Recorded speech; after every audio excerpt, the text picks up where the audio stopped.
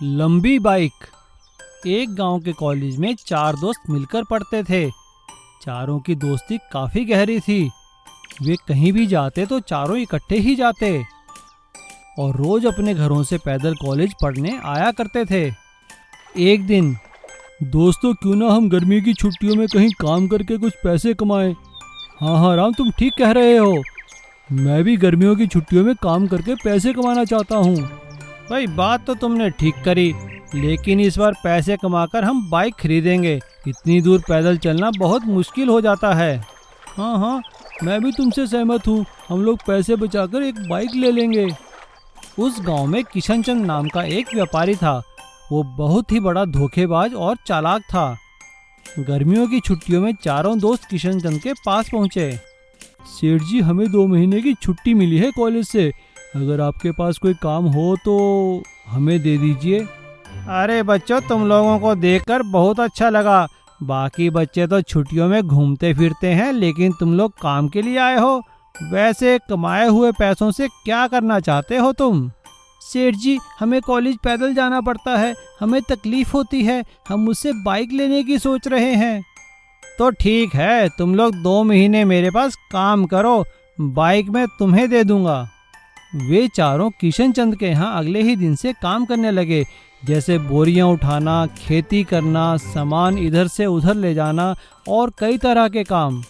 2 महीने कब बीत गए पता ही नहीं चला।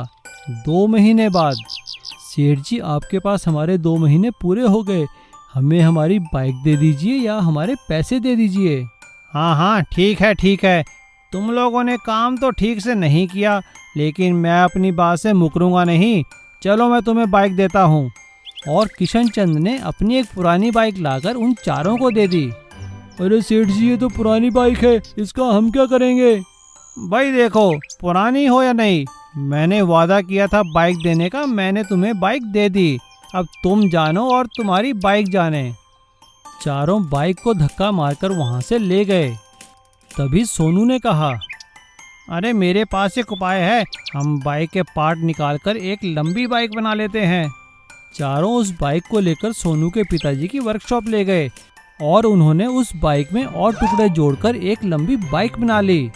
अब चारों बड़ी शान से एक ही बाइक पर बैठकर निकलते थे। सभी लोग उन्हें हैरानी से देखते थे। हाँ दोस्तों, ये रही हमारी लॉन्ग बाइक।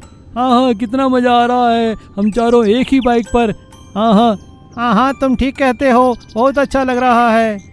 एक दिन जब वो चारों अपनी बाइक से जा रहे थे, तभी उन्होंने देखा कि सेठ किशन चंद की गाड़ी का एक्सीडेंट हो गया है। उन चारों ने किशन चंद को उठाया और समय पर हॉस्पिटल पहुंचाया। किशन चंद की जान बच गई। ठीक होने पर किशन चंद ने उनसे कहा, बच्चों, मैंने तुम्हारे साथ गलत किया था, लेकिन तुमने फिर भी मेरी जान बचाई। मैं तुम्हें इनाम स्वरूप पैसे देना चाहता हूँ, या कहो तो नई बाइक ला दूँ। अरे नहीं सेठ जी, हमें ना आपके पैसे चाहिए ना ही बाइक। आपके कारण हमारी दोस्ती और गहरी हो गई है, क्योंकि हम चारों अब अपनी लॉन्ग बाइक पर जो जाते हैं एक साथ। और वो चारों दोस्त बाइक पर इकट्ठे घूमते और साथ ही कॉलेज भी जाते थे। अब लॉन्ग बाइक उनकी जिंदगी का एक अहम हिस्सा बन गई थी। अंडा भुर्जी वाला। सूरज अपने माता पिता की इकलौती संतान था। उसके पिता का अंडों का कारोबार था। अकेला बेटा होने के कारण सूरज को कभी कोई काम करना ही नहीं पड़ा। उसके पिता सब कारोबार संभाल लेते थे। एक बार सूरज के पिताजी बीमार हो गए। सूरज की माँ ने सूरज को समझाया, सूरज बेटा, अब तुम्हारे पिताजी बूढ़े हो गए हैं और वो बहुत बीमार भी रहने लगे हैं। अब उनसे कारोबार संभाला नहीं जाएगा बेटा। तुम्हें अब काम करना चाहिए और उनका काम में हाथ पटाना चाहिए। पर माँ, मुझे तो कोई काम आता ही नहीं। सूरज, जिस तरह तुम्हारे पिताजी फार्म से अंडे लाकर उन्हें दुकानों में सप्लाई किया करते थे, तुम भी वही काम करो। ठीक है माँ, कल से ही मैं काम पर लग जाता हूँ। सूरज ने दूसरे ही दिन काम करना शुरू कर दिया। किस किस दुकान पर कितने का सामान देना है उसे कुछ नहीं मालूम था और फिर कुछ ही दिनों में उसे काम मिलना बंद हो गया। एक दिन सूरज का दोस्त कमल उससे मिलने आया। सूरज, कैसे हो? क्या हुआ, मुझे बताओ। मैंने पिताजी से काम तो सीखा ही नहीं था। इस वजह से पिताजी का कारोबार ठप हो गया। अब कोई भी मुझसे अंडे नहीं खरीदता है। तो तुम कोई और काम क्यों नहीं करते? ऐसे काम जिसमें तुम अकेले ही माहिर हो। ऐसा कौन सा काम हो सकता है? आजकल सैंडविच बहुत बिकते हैं बाजार में। तुम भी अंडों के सैंडविच बनाकर बेचो। बात तो अच्छी लग रही है तुम्हारी। ठीक है, मैं कल से ही कोशिश करता हूँ। सूरज ने अपनी माँ से अंडे की भुर्जी बनाना सीखा और ब्रेड खरीदकर एक ठेला लगाकर खड़ा हो गया। जब ग्राहक आते तो उन्हें भुर्जी का सैंडविच बनाकर देता। अरे वाह, आज तो अच्छी कमाई हो गई। पहली बार मैंने कुछ अच्छा काम किया है। ये पैसे मैं ले जाकर पिताजी के हाथ में दूंगा। सूरज ने घर जाकर अपनी कमाई के पैसे पिताजी को दिए और उसके पिताजी बहुत खुश हुए। शाबाश बेटा, तुम जैसा बेटा पाकर मैं तो धन्य हो गया। बेटा, बस इसी तरह खूब मेहनत करके अच्छी कमाई करो। कुछ ही दिनों में सूरज के बनाए हुए सैंडविच दूर दूर तक मशहूर हो गए और उसकी कमाई होने लगी। जिस काम में मन लगे उसे ही करना चाहिए। गोल्डन बैलगाड़ी। भीखापुर गांव में मोती नाम का एक बैलगाड़ी वाला रहता था। उसके पास हीरा नाम का एक तंदुरुस्त बैल था और उसकी बैलगाड़ी कई लोगों का सामान इधर से उधर ले जाया करती थी। लेकिन गांव में गाड़ियां आ जाने के कारण उसका काम काफी कम हो गया था।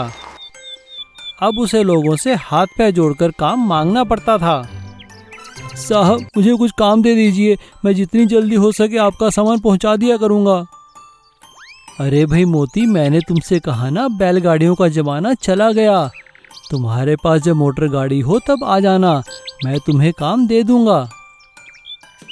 मोती निराश होकर वहां से चला जाता है और अपने बैल को बेचने की ठान लेता है। मेरे प्यारे बैल, तुमने मेरा बहुत साथ दिया। मेरे साथ रहे तो तुम भूखे मर जाओगे।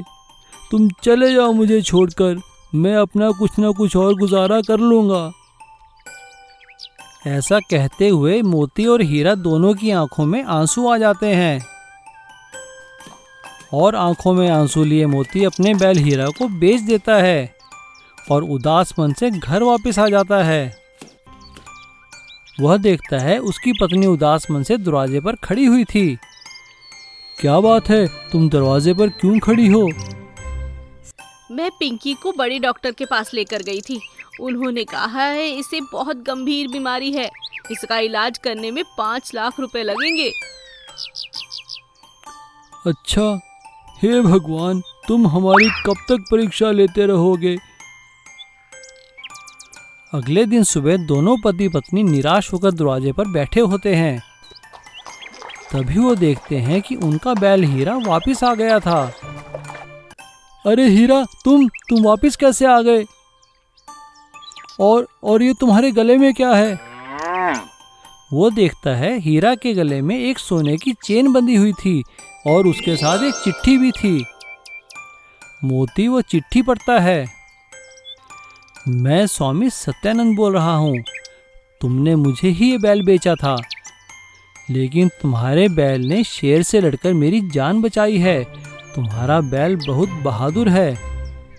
इससे खुश होकर मैं तुम्हारे बैल को वरदान दे रहा हूँ, जिससे वो बहुत शक्तिशाली हो जाएगा और इसे मैं तुम्हारे पास वापस भेज रहा हूँ।